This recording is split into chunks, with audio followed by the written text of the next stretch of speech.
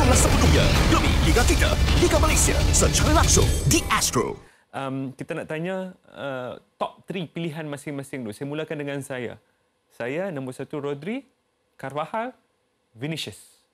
Anda berdua macam mana? Dari segi impact lah. Maybe lah. Dari segi impact. Tak. Ni Farid punya pick. Ya. Pick aku dari segi impact lah. First kali, Vini. Vini? Vini. Rodri? Carvajal. Syarif? Rodri. Vini, Carvajal. Rodri, Vini, Carvajal. Oh, kita semua ada tiga yang berbeza, susunan yang berbeza. Baik, Rodri sebagai pemenang.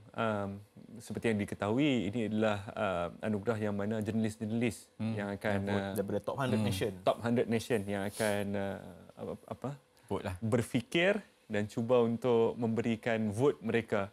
Susah untuk anugerah-anugerah macam ini tak ada sentimen. Ya, mesti sentiasa akan ada sentimen, akan ada rasa yang luar daripada bola sepak yang akan mempengaruhi keputusan yang secara objektifnya amat berkisarkan tentang bola sepak ini. Saya nak ke Farid dulu sebab dia punya pick adalah Vini. Lain daripada yang lain. Kenapa sepatutnya Vini dan bukannya Rodri? In your words. First of all, pada aku, Ballon d'Or ni sebenarnya adalah lebih kepada satu anugerah. Pemain mana yang mampu mempersembahkan cerita diorang dengan lebih menarik. Okay. It's not really basically based on statistics dan apa semua. Okay, dan macam kita tahu musim lepas, Vini performance dia di Final Champions League macam mana, macam mana dia membantu Real Madrid mencapai kejuaraan dan sebagainya kan. Dan juga jangan lupa macam mana dia terpaksa berdepan dengan isu racism yang dihadapi musim lepas banyak kali. So pada aku, dia punya perik jerih tu lebih kepada Vini berbanding Rodri. Rodri mungkin Rodri mempunyai cerita yang menarik di platform yang lebih senang. Tapi Vini pula mempunyai cerita yang menarik di platform yang lebih susah. Anda setuju dengan kenyataan Farid? Setuju, tapi nak tambah sikit lagi. Silakan. Selain daripada cerita, kegembiraan yang player itu bagi kepada fan lah. Aku pilih Rodri sebab tahun lepas berapa banyak Rodri score important goals. Kalau kita ingat pun, fan Arsenal mesti ingat punya lah, the last game of the season lawan West Ham. Dia score one of the goal untuk menang, eventually saya menang. Ingat gol tersebut. Menang 3-1. And then last season juga performance dia bagi aku untuk Manchester City agak instrumental lah untuk Manchester City menang banyak piala last season. Sampailah tahun ni Euro 2024, macam mana dia boleh menang Euro. Captain the team, walaupun contribution dari segi gol tak banyak lah kan, satu je. And then menang the player of the tournament. Walaupun aku player of the tournament aku rasa kurang setuju lah. Aku rasa Lamine Yamal is slightly ahead of Rodri. Tapi kalau kita packagekan semua sekali, aku lagi setuju Rodri lah. Sebenarnya ada 3 kapten skuad kebangsaan Sepanyol ni, Rodri, Carvajal dan juga Nacho pada ketika itu. Tapi yang paling impactful saya rasa semua bersetuju adalah Rodri lah.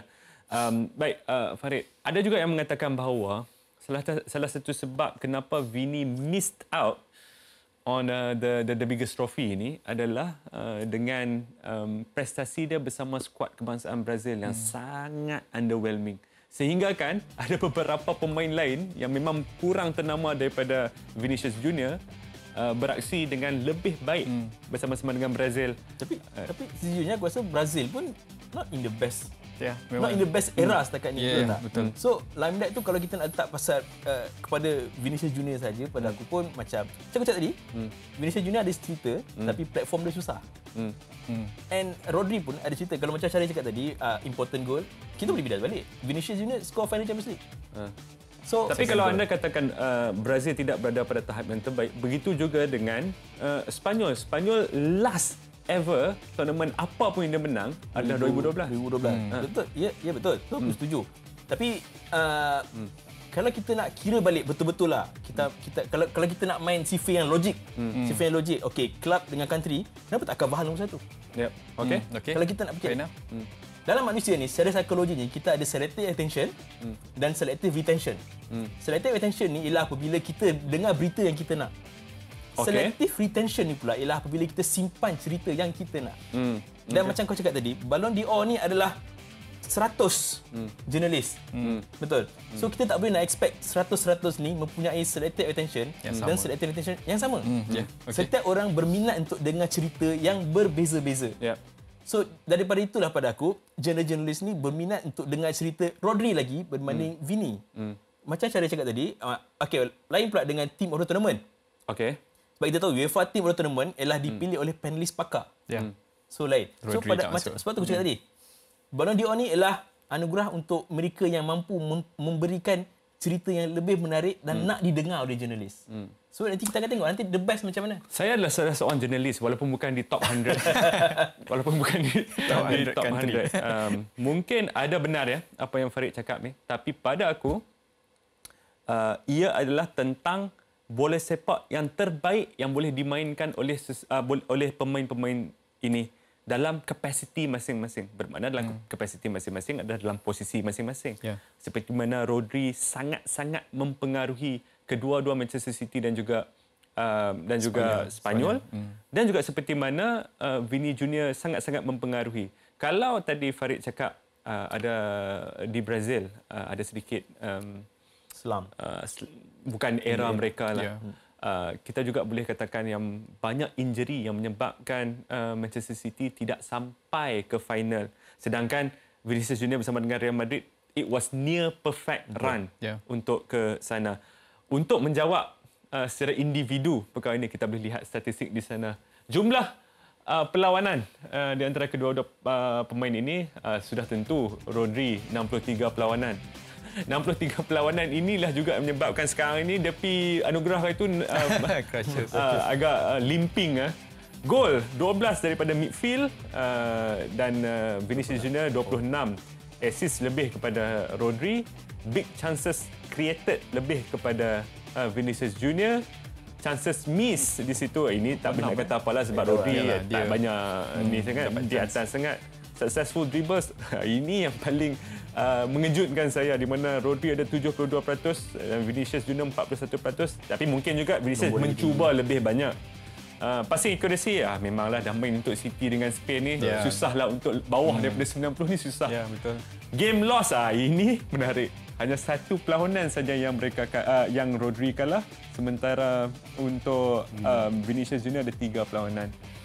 Jadi setelah kita melihat statistik tersebut, Syaril, adakah anda lebih pasti bahawa Rodri? Pasti. Selain daripada statistik kat sini kan, aku ada baca jugalah sikit. Statistik untuk Rodri ni, majority adalah 90% quartile punya kedudukan.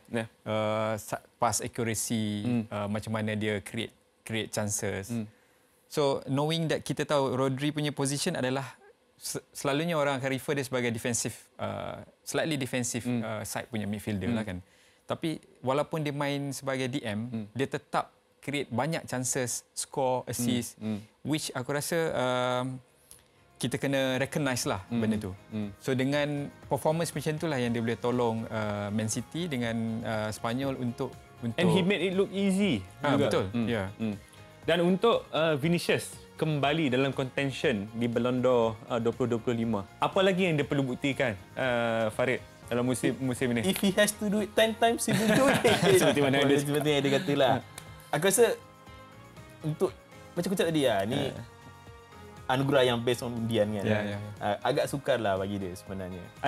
Kalau dia perform macam mana pun, dia macam aku cakap tadi, anugerah-anugerah je mesti ada sentimen.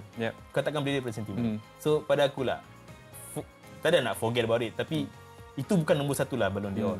Untuk player macam dia, ini bukan satu. Just keep contributing. Kalau betul lo rasa dia deserve, the time will come. Ini yang aku rasa zaman-zaman Thierry Henry dulu lah. Kan? No matter how good he was, ada juga penyebab yang dia tak dapat lah. Ya, betul. Ada satu tahun tu saya ingatkan juga 2010 ingatkan Sneijder nak menang. Tetapi Sneijder tak menang sekali. Tapi tak apa, kita nak tengok. Aku rasa ada 3 perkara yang Vinicius Junior kena buat untuk dia dalam contention.